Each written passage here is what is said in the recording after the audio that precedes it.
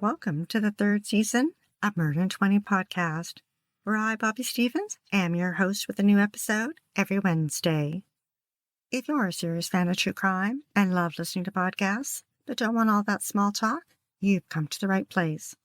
We get right to the facts. Murder in 20 episodes are concise and complete in 20 minutes. Less talk and more true crime. Be sure to like, share, and follow us to learn about upcoming episodes every Wednesday. Thanks for tuning in.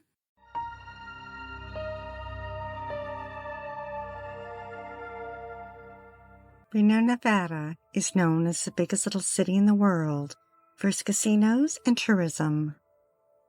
In the 1930s, Nevada legalized gambling and fast-tracked divorces. Today, it is a bustling city with over 250,000 residents. But in the 1960s, when Dianna was growing up, it only had around 50,000. She grew up in a middle-class family and married soon after high school, but it didn't last long and they divorced. Single and all alone, she was dancing to make ends meet. That's when Roy Saunders spotted her. Roy was 7 years older than Dianna and recently divorced. He was attending school in California and visiting Reno. Back in California, he couldn't get Dianna off his mind. They began dating, and he made frequent trips to see her. Once Roy finished school, the couple got married. They relocated to the East Coast in Boston, Massachusetts, so that Roy could be near his son Derek. Roy got a good job working for the transit system, and in 1996, Dianna and Roy had a daughter. 4 years later, they had a second one. Derek got along well with Dianna and enjoyed having two younger half-sisters. After the girls were born, Dianna wanted to move to a more rural area, an area that wasn't as busy as Boston. The couple found the ideal location just across the state line in Dover, New Hampshire. Dianna stayed home with the girls while Roy commuted to Boston for work. TV Snap described how the couple quickly settled into the community. They met their neighbors, including David King, his longtime girlfriend, and their 3 children. The two families were soon spending time at each other's home, sharing barbecues and laughs. David was a contractor and a handyman. He looked the part with a husky frame, short dark hair with a beard and mustache.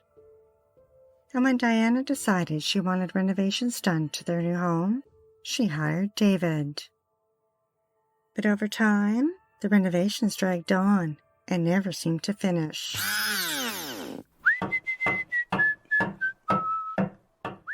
The townspeople noticed and began gossiping, wondering if something more was going on.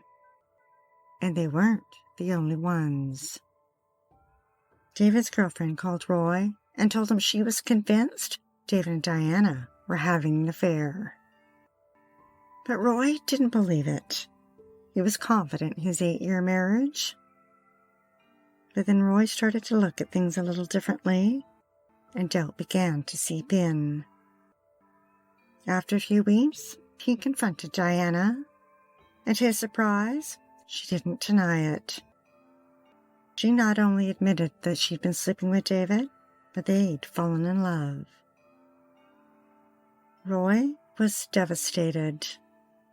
He and Dianna divorced, and he moved back to Boston to be closer to work. The girls continued to live with Dianna, and Roy made sure to spend time with them. Derek also continued to see his sisters. Now 20, he'd become like a second father to them. A year later, David left his girlfriend. He and Dianna bought a house and moved in together. The house was large and old. It needed a lot of work, and David was just the person who could transform it. Meanwhile, Derek was working for an insulation company. When he and his friend Scott Mazzone needed a place to stay, Dianna offered them the basement until they got back on their feet, and the two stayed for a few months. Dianna got her real estate license, and it turned out she was a natural at it.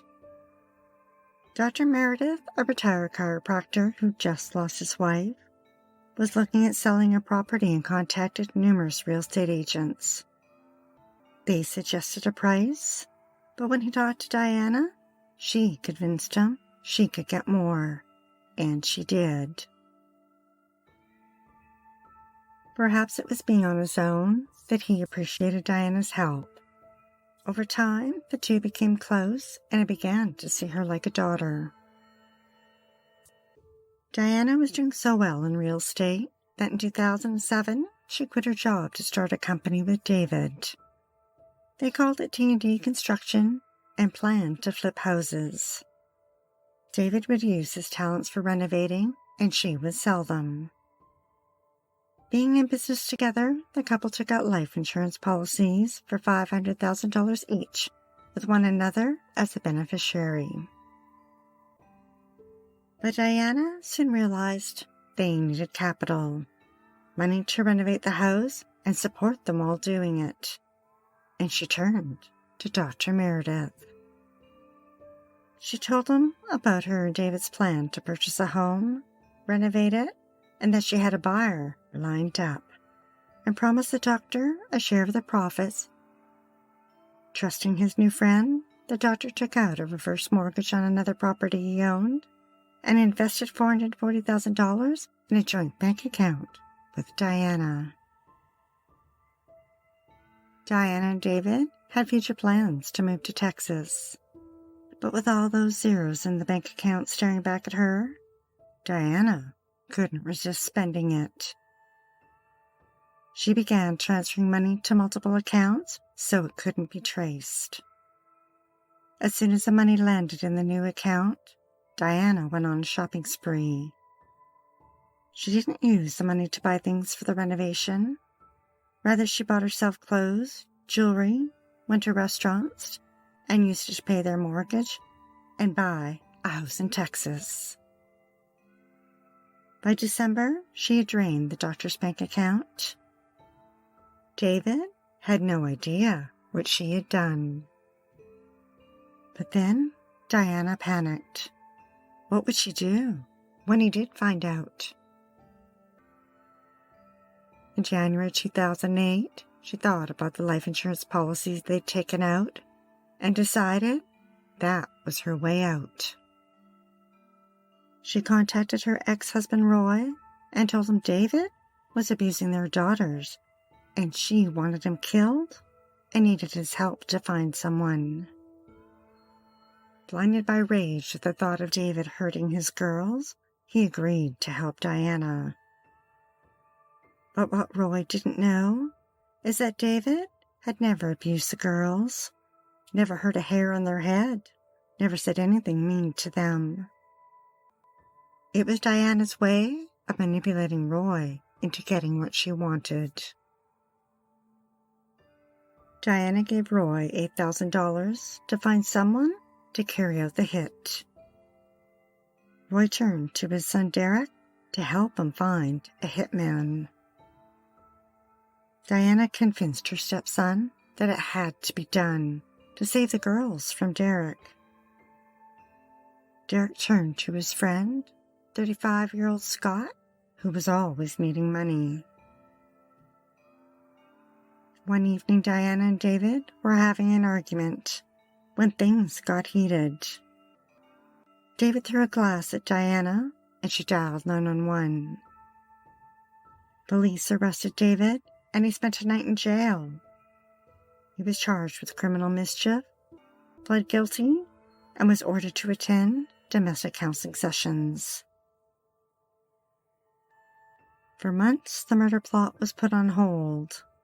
Then in July, David somehow found out about Dianna's spending and threatened to turn her in to the authorities.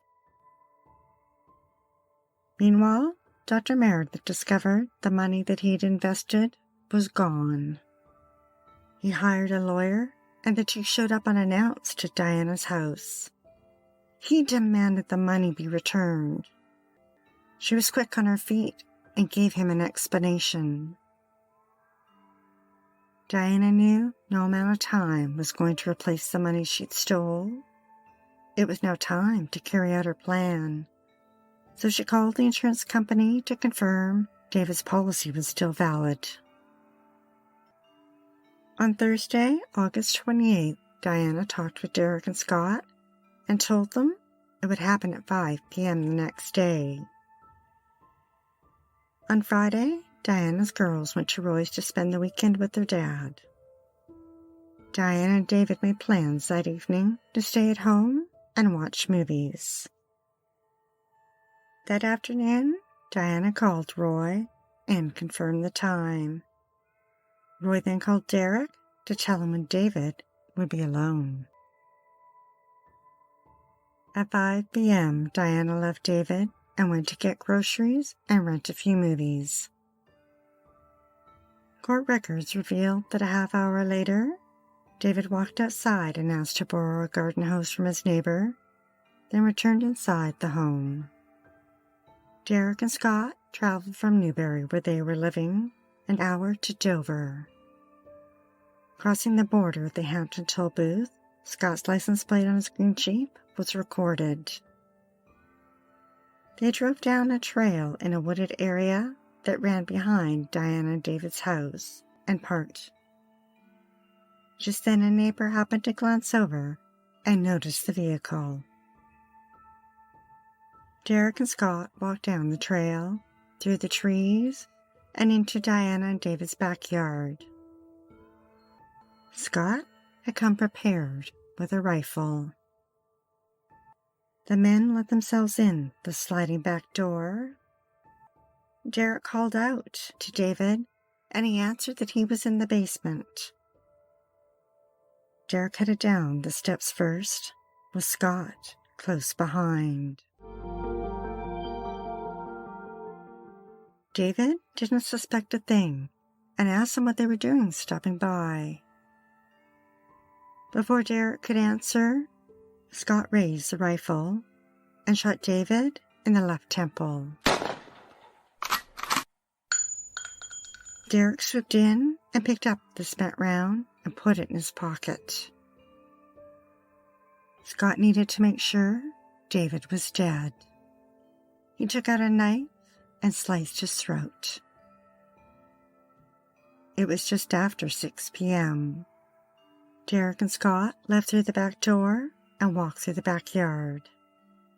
Another neighbor spotted the two men, and although he couldn't see their faces, he thought he recognized the shorter man as Derek. Then Derek and Scott stopped at Roy's to pick up the money, and Roy was shocked to learn that they'd carried out the murder themselves. At 7:12 p.m., Dianna returned home, and just like she'd planned, checked the basement to confirm David was dead. She returned upstairs and dialed 911. Hysterical, she wailed into the phone that David had fallen. The dispatcher directed her to perform CPR. The first officer to arrive at the house recognized Dianna. She was wailing and in hysterics. The officer tried to calm her down. Paramedics arrived soon after to find David laying in a large pool of blood. The officer pulled Dianna away. Within minutes, they advised the officer that this was a homicide.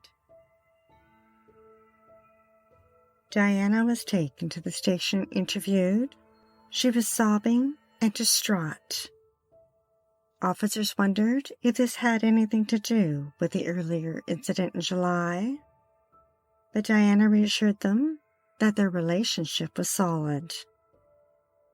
At one point, when they left her alone in the room, she was heard whispering, "What am I going to do without you?" Dianna was allowed to return home. Police confirmed with the grocery store that Dianna had been there when David was killed. They canvassed the neighborhood and spoke with neighbors and learned about the sighting of Derek and the green Jeep. They traced the Jeep to Scott and discovered that it had gone through the toll booth into Dover that night. They ran a check on Derek's cell phone records and saw that it had traveled to Dover. Investigators contacted police in Newbury and found Derek had an outstanding warrant for a traffic fine. They traveled to the Newbury police station to interview Derek. But to his surprise, they didn't ask about the traffic violation. Rather, they confronted him with the evidence. Derek denied knowing anything. Investigators kept the pressure on and poked holes in his story. Derek began to physically sweat. Then he got emotional, broke down, and confessed, telling them that Dianna had paid them. Derek was arrested. Next to be interrogated was Scott, but he was a tough guy and denied everything. After hours of grueling questions and faced with the evidence, he too cracked and confessed. He told the same story as Derek, except that it wasn't Dianna who'd paid them, it was Roy. Investigators returned to Dover and interviewed Dianna again. They told her she needed to tell the truth, but she resisted and said she wanted to go home. Investigators didn't have enough to hold her, and she was able to leave. Then investigators interviewed Roy. He wasn't surprised and told them that Dianna had approached him in January about having Derek killed. And it was only afterwards that he discovered his son Derek and his friend Scott had carried it out. Roy cut a deal with the prosecutors and agreed to wear a listening device and have one placed in his vehicle. Then he met Dianna at a shopping mall, but when she got into the vehicle, she didn't say a word about David. Instead, she whipped out a mirror and a dry erase marker and started writing. She knew police could be listening. Later, investigators tapped Roy's phone, and he tried to get Dianna to incriminate herself, but she wouldn't. Without more evidence, police couldn't arrest Dianna.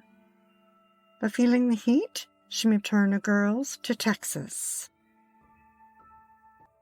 In April 2009, Roy was charged with a conspiracy to murder. He made arrangements to turn himself in, but he just couldn't do it. Roy rented a motel room and took his own life. A month later, a Dover detective tracked Dianna down in Texas and knocked on her door, telling her that he had an update on David's case, and it piqued her interest, and she let him in. Sitting at the kitchen table, he told her that Roy was gone. Dianna was quick to blame Roy, that it was his idea to kill David, and that he tried to frame her for it.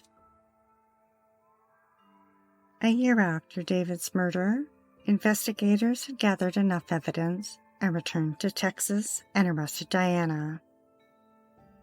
She was charged as an accomplice to first-degree murder, conspiracy, theft by unauthorized taking, and theft by misapplication of property. In February 2011, Dianna went on trial. Her defense lawyer blamed Roy.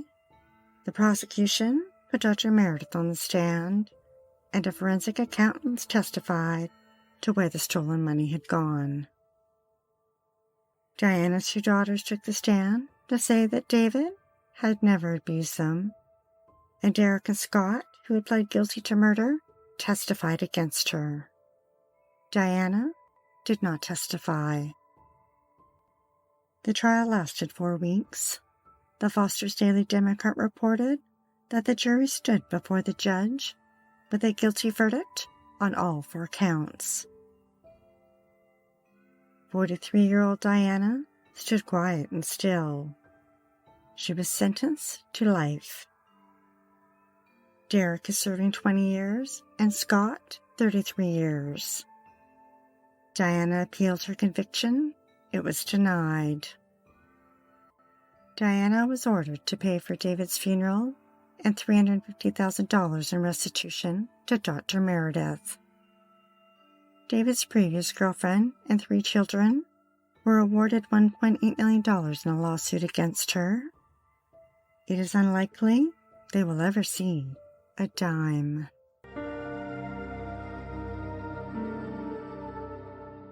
Thanks for listening to Murder in 20 with less talk and more true crime. Be sure to tune in next Wednesday for the episode of Henry Lombard and Hubert Hartley. Thanksgiving morning was crisp, the leaves dampened by the rain, perfect for hunting. Henry and Hubert set out with their rifles, but they weren't just hunting deer. Their prey slept soundly as a rifle bolt slid forward. If you're dying to hear more, past episodes of Murder in 20 are available for free at murderin20.com and on all major podcast platforms.